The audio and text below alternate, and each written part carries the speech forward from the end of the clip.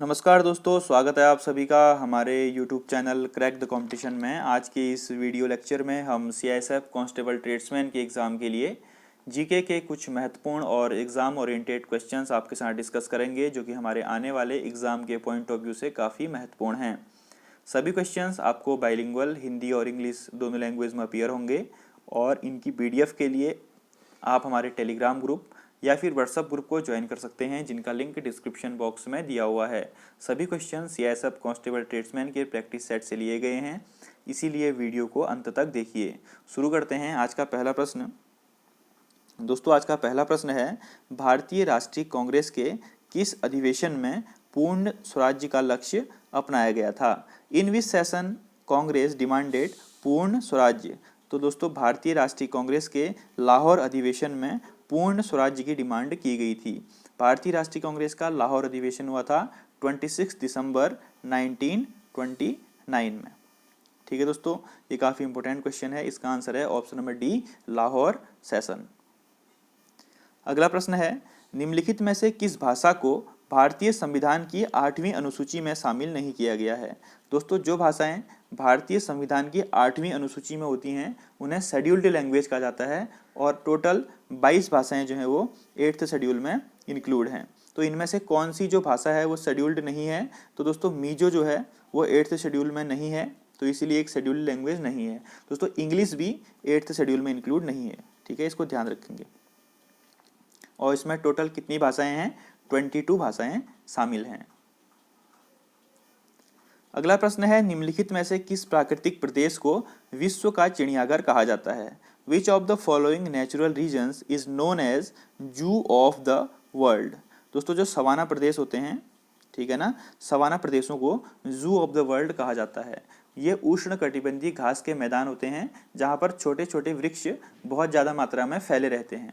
ठीक है ना, तो इन्हें सवाना प्रदेश कहा जाता है और इसे ही विश्व का चिड़ियाघर कहा जाता है। ये क्वेश्चन काफ़ी बार एग्जाम में पूछा जाता है, इसलिए इसको ध्यान रखेंगे। बढ़ते हैं अगले प्रश्न की ओर। अगला प्रश्न है, काशी हिंदू विश्वविद्यालय की स्थापना किसने की थी? हु एस्टैब्लिश्ड काशी हिंदू विश्वविद्यालय, जिसको कि प्रेजेंट में BHU या बनारस हिंदू विश्वविद्यालय भी कहा जाता है। इसकी स्थापना 1916 ईस्वी में पंडित मदन मोहन मालवीय ने की थी। दोस्तों, पंडित मदन मोहन मालवीय का उपनाम भी एग्जाम में पूछा जाता है, तो इनका उपनाम था महामना। ठीक है, इनको महामना भी कहा जाता था, महामना मदन मोहन मालवीय, तो इसको ध्यान रखेंगे। अगला प्रश्न है, न्यायिक पुनरावलोकन का अधिकार किसके पास है? Judicial review is the power of? दोस्तों, जुडिशियल रिव्यू का जो अधिकार है वो है सुप्रीम कोर्ट के पास। ठीक है ना, सुप्रीम कोर्ट के पास जुडिशियल रिव्यू का अधिकार है, ध्यान रखेंगे। और ये हमने किस देश के संविधान से बोरो किया? तो जुडिशियल रिव्यू की प्रोसेस जो है दोस्तों, हमने वो USA के संविधान से बोरो की। ठीक है ना, ये बात आप ध्यान रखेंगे। और USA के संविधान से हमने और क्या क्या चीज़ बोरो की? जो उपराष्ट्रपति हमारे राज्यसभा के पदेन सभापति होते हैं, यह प्रोसेस भी हमने USA के संविधान से बोरो की थी। Fundamental rights, supreme court, provision of states, independence of judiciary, ठीक है, न्यायपालिका की स्वतंत्रता, और प्रियम्बल जो प्रस्तावना होती है, रिमूवल ऑफ जजेज, तो जो हमारे उच्च न्यायालय होता है और उच्चतम न्यायालय होता है, इनमें जो जजों को रिमूव करने की प्रोसेस है वो भी हमने USA के संविधान से बोरो की थी। इतनी बात आप यहाँ से याद रखेंगे। बढ़ते हैं अगले प्रश्न की ओर। अगला प्रश्न है, निम्नलिखित में से किसको भारतीय नेपोलियन कहा जाता था? मोस्ट कॉमन और बहुत इंपॉर्टेंट क्वेश्चन है, जो कि रिपीटेडली एग्जाम में पूछा जाता है। तो दोस्तों, who among the following has been called the Napoleon of India? तो समुद्रगुप्त को, गुप्त वंश के शासक समुद्रगुप्त को नेपोलियन ऑफ इंडिया कहा जाता है। और दोस्तों, नेपोलियन ऑफ साउथ इंडिया किसे कहा जाता है? ये क्वेश्चन भी काफ़ी बार एग्जाम में पूछा जाता है कि नेपोलियन ऑफ साउथ इंडिया किसे कहा जाता है? तो वो कहा जाता है राजेंद्र फर्स्ट को। राजेंद्र फर्स्ट को नेपोलियन ऑफ साउथ इंडिया कहा जाता है। तो आपको इसमें कंफ्यूजन बिल्कुल नहीं करना है। ठीक है ना। अगला प्रश्न है, यक्षमा तपेदिक के इलाज के लिए निम्नलिखित में से किसका प्रयोग किया जाता है? तो ट्यूबरक्लोसिस डिजीज का नाम आपने जरूर सुना होगा, जो कि माइकोबैक्टीरियम ट्यूबरक्लोसिस नामक बैक्टीरिया से फैलता है। इसके इलाज के लिए हम स्ट्रेप्टोमाइसिन ड्रग का प्रयोग करते हैं। ठीक है ना। और इन ड्रग्स को क्या बोलते हैं? Anti tubercular drugs. इन ड्रग्स को क्या बोलते हैं दोस्तों? Anti tubercular drugs. ठीक है ना। और ट्यूबरक्लोसिस का नाम तो आपने जरूर सुना होगा, फेफड़ों की बीमारी है, इसको हम TB कहते हैं। ठीक है ना। नॉर्मल लैंग्वेज में हम क्या कहते हैं, इसको टीबी कहते हैं, और इसके लिए स्ट्रेप्टोमाइसिन नामक ड्रग्स का इस्तेमाल किया जाता है। Option number A is right answer. अगला महत्वपूर्ण प्रश्न है दोस्तों, निम्नलिखित में से कौन पहियों द्वारा तय की गई दूरी की माप करता है?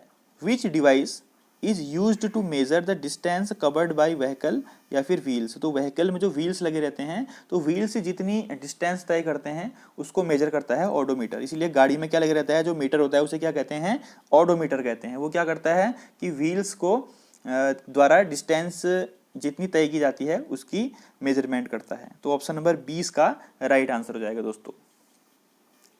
फिर है रेलवे कोचेज आर मैन्युफैक्चर्ड। तो जो हमारे रेल के डिब्बे होते हैं, रेलवे कोचेज होते हैं, उनका निर्माण कहाँ किया जाता है? तो ये ग्रुप डी में पूछा गया क्वेश्चन है, मोस्ट इंपोर्टेंट क्वेश्चन है। इनका किया जाता है तो integral coach factory Perambur Chennai में। पेरम्बूर कहाँ स्थित है? यह चेन्नई तमिलनाडु में स्थित है। तो railway coaches are manufactured at integral coach factory Perambur Chennai. ठीक है, ऑप्शन ए इसका राइट आंसर हो जाएगा। अगला प्रश्न है दोस्तों, राज्य लोक सेवा आयोग के सदस्यों की नियुक्ति कौन करता है? ठीक है ना। Who appoints the chairman and members of the state public service commission. तो ध्यान रखिए, जो SPSC होता है, स्टेट पब्लिक सर्विस कमीशन होता है, उनके मेंबर की नियुक्ति करता है राज्यपाल, गवर्नर ऑफ द स्टेट। उस स्टेट का गवर्नर जो है SPSC के मेंबर्स की नियुक्ति करता है। और UPSC जो कि यूनियन पब्लिक सर्विस कमीशन होते हैं, उसके चेयरमैन और उसके मेंबर्स की नियुक्ति किसके द्वारा की जाती है? ये क्वेश्चन भी एग्जाम में काफी बार पूछा जाता है। तो उनकी नियुक्ति जो है दोस्तों प्रेसिडेंट के द्वारा की जाती है। तो UPSC के मेंबर्स की नियुक्ति की जाती है प्रेसिडेंट के द्वारा, और SPSC के प्रेसिडेंट की नियुक्ति की जाती है गवर्नर या राज्यपाल के द्वारा। अब तक लोकसभा में प्रस्तुत अविश्वास प्रस्ताव सर्वाधिक बार किस प्रधानमंत्री की सरकार के खिलाफ रखे गए हैं? Which of the following prime minister of India faced the most no confidence motion till now. तो सबसे ज्यादा नो कॉन्फिडेंस मोशन जो है दोस्तों लोकसभा में, वह इंदिरा गांधी की गवर्नमेंट के खिलाफ रखे गए हैं। अभी तक उनके खिलाफ टोटल 15 अविश्वास प्रस्ताव रखे गए थे, जो अभी तक के सबसे ज्यादा हैं। ठीक है ना। और अविश्वास प्रस्ताव को पारित करने के लिए कम से कम 50 मेंबर ऑफ पार्लियामेंट के सपोर्ट की आवश्यकता होती है। ये क्वेश्चन एग्जाम में पूछा गया है। तो कितने मेंबर ऑफ पार्लियामेंट के सपोर्ट की आवश्यकता होती है? 50 मेंबर ऑफ पार्लियामेंट के सपोर्ट की आवश्यकता होती है। और जो अविश्वास प्रस्ताव या फिर नो कॉन्फिडेंस मोशन है, वह सिर्फ लोकसभा में ही इंट्रोड्यूस किया जा सकता है, उसको राज्यसभा में आप इंट्रोड्यूस नहीं कर सकते हैं। इतनी बात आप ध्यान रखेंगे। इसका आंसर है option number C, Indira Gandhi.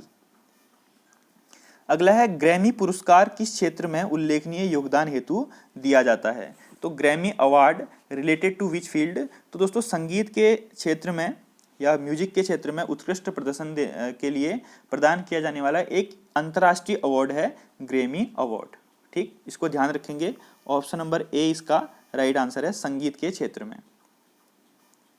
एक धातु जो भाप के साथ अभिक्रिया नहीं करती है। Name a metal which not react with steam. ठीक है दोस्तों, तो जो गोल्ड हो गया, सिल्वर हो गया, लेड हो गया, कॉपर हो गया, ये ऐसी धातुएं हैं जो कि भाप के साथ रिएक्शन नहीं करती है। यानी कि अगर इनको भाप के संपर्क में रख दिया जाए, स्टीम के संपर्क में इनको रख दिया जाए, तो इनमें कोई भी रिएक्शन नहीं होगी। तो इसका राइट आंसर क्या हो जाएगा? ऑप्शन नंबर बी, सोना। ठीक है दोस्तों, जो गोल्ड होता है उसका फॉर्मूला क्या होता है? AU होता है। और जो सिल्वर होता है उसका फॉर्मूला क्या होता है? चांदी, AG। ये बात आप ध्यान रखेंगे। इसका आंसर हो जाएगा ऑप्शन नंबर बी, गोल्ड। फिर है, the saliva help in the digestion of. तो जो लार होती है, सलाइवा होती है, वह किसके पाचन में सहायक होती है? तो दोस्तों लार जो है वो स्टार्च के पाचन में सहायक होती है। जो लार में एमाइलेज नामक एंजाइम होता है। स्टार्च एक कॉम्प्लेक्स कार्बोहाइड्रेट होता है, और जो लार होती है उसमें एमाइलेज एंजाइम प्रेजेंट होता है, वो उसको सिंपल कार्बोहाइड्रेट में कन्वर्ट कर देता है। यानी कि कॉम्प्लेक्स शुगर से सिंपल शुगर में कन्वर्ट कर देता है। तो इसका राइट आंसर क्या हो जाएगा? Option number B, starch. लार स्टार्च के पाचन में सहायक होती है।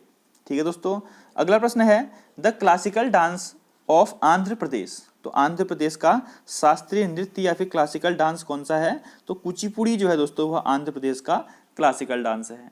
इंडिया के अंदर टोटल 8 क्लासिकल डांसेस हैं। ये मैं आपको अपनी प्रीवियस सामान्य ज्ञान की वीडियो में बता चुका हूँ। ठीक है ना। और अगर आपको समय लगता है तो आप टोटल 8 के 8 क्लासिकल डांस के नाम कमेंट बॉक्स में जरूर लिखिए, इससे आपका रिवीजन हो जाएगा और आपको एग्जाम में आसानी हो जाएगी याद करने में। ठीक है दोस्तों, इसका आंसर है option number B, Kuchipudi is the classical dance of Andhra Pradesh. अगला प्रश्न है सोपान कृषि कहाँ पर की जाती है।